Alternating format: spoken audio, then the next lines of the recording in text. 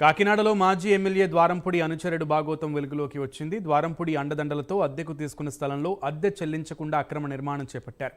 దీంతో 2015లో కోర్టును ఆశ్రయించగా 2023లో యజమానులకు అనుకూలంగా తీర్పు వచ్చింది. అయినా ద్వారంపూడి అండదండలతో అక్రమ నిర్మాణం చేపట్టగా నేడు పోలీసుల సమక్షంలో నిర్మాణాలను కూల్చివేశారు.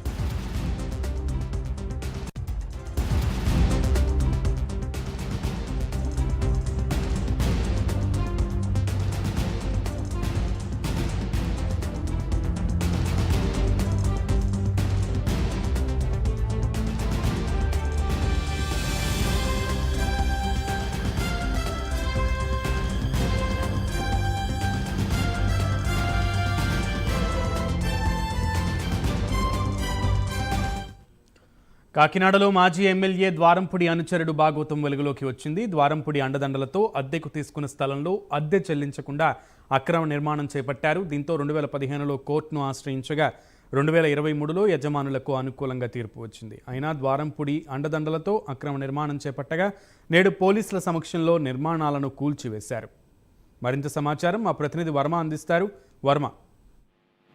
సునీల్, ఏదైతే కాకినాడ నగరంలోని ప్రధానమైన జంక్షన్ లో స్థలాన్ని అద్దెకి తీసుకున్నారు. నెలల తరబడి అద్దె కూడా చెల్లించలేదు. పైగా అదే స్థలంలో అక్రమ నిర్మాణాలు కూడా చేపట్టారు. సొంత స్థలంలో ఏళ్ల తరబడి తమ ఆధీనంలో ఉంచుకుని యజమానులకు ఇవ్వకుండా ముప్పు తిప్పలకు గురి చేస్తున్నటువంటి కాకినాడ సిటీకి సంబంధించి మాజీ ఎమ్మెల్యే ద్వారంపూడి చంద్రశేఖర్ రెడ్డి అనుచరుడు ఎవరైతే సూర్యనారాయణ రెడ్డి అలియాస్ భీమాసిరెడ్డిగా పిలుచుకునేటువంటి ఎట్టకేలకు కోర్టు ఆదేశాలతో అధికారులు కొరడ అయితే జులిపించారని చెప్పాలి. ఆ స్థలం తమదని అనుమతులు లేకుండా కట్టడం అక్రమం అని స్థల యజమానులు ఒక గతంలో కూడా చాలా సార్లు నిలదీసిన పరిస్థితులు అయితే ఉన్నాయి. అయితే ముఖ్యంగా గతంలో వైసీపీ ఎమ్మెల్యే అనుచరుడిని ఏం చేసుకుంటావో చేసుకున్నట్లుగా కూడా ఆయన భీమాస్ రెడ్డి అయితే అప్పుడు వ్యవహరించిన పరిస్థితులు కూడా ఉన్నాయి. అయితే అధికార పార్టీని ఎదిరించే దారి లేక బాధితులు కోర్టుని ఆశ్రయించడంతో ఎట్టకేలకు న్యాయం అయితే జరిగింది. ఆ స్థలంలో నిర్మించిన అక్రమ కట్టడాన్ని కూల్చివేయాలని, ఆ స్థలాన్ని యజమానులకు అప్పగించాలని ఏదైతే కాకినాడ ప్రిన్సిపల్ జూనియర్ సివిల్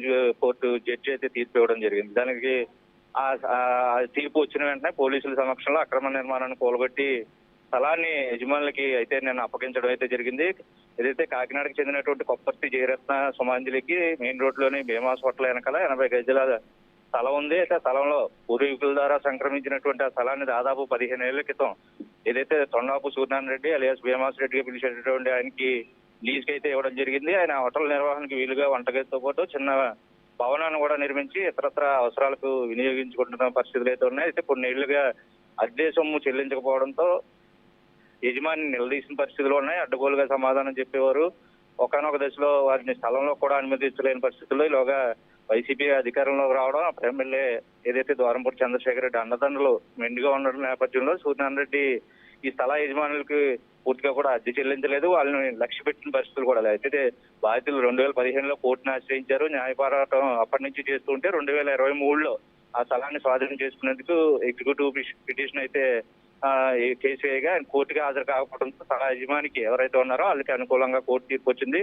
30లోగా ఆస్తిని స్వాధీనం చేసుకోవాలని ఈ నెల ఆదేశాలు అయితే జారీ చేశారు. వెంటనే కోర్టు సిబ్బంది అలాగే 3 టౌన్ పోలీసులు సమక్షంలో యజమానులు ఆ స్థలాన్ని అయితే స్వాధీనం చేసుకుని చర్యలు అయితే చేపట్టారు. ఇప్పటికే అందులో ఉన్న నిర్మాణాలన్నింటినీ నిన్న కూల్చేసి పూర్తిగా స్థల యజమానులకైతే హ్యాండ్ ఓవర్ చేసింది. దీంతో ఏదైతే ద్వారంపూడి అనుచరులు ఒక్కొక్కటి వెలుగులో గతంలో ఏదైతే 4.5 ఎకరాల కాకినాడ రూరల్కి సంబంధించి వాకలపూడి ప్రాంతంలో 4.5 ఎకరాలు ఇలాగే స్వాధీనం చేసుకున్నారు. కడపకి సంబంధించి రెడ్లు దాన్ని కూడా స్వచ్ఛందంగా అందరూ కూడా ఒకసారి వచ్చి ఆ గోడని ప్రహారీ గోడలను కూడా పూర్తి చేసిన పరిస్థితి. తాజాగా ఈ ఘటనతో ఇటువంటి ఘటనలు మరిన్ని కాకినాడ సిటీకి సంబంధించి మరిన్ని వెలుగులోకి వచ్చే అవకాశం ఉంది.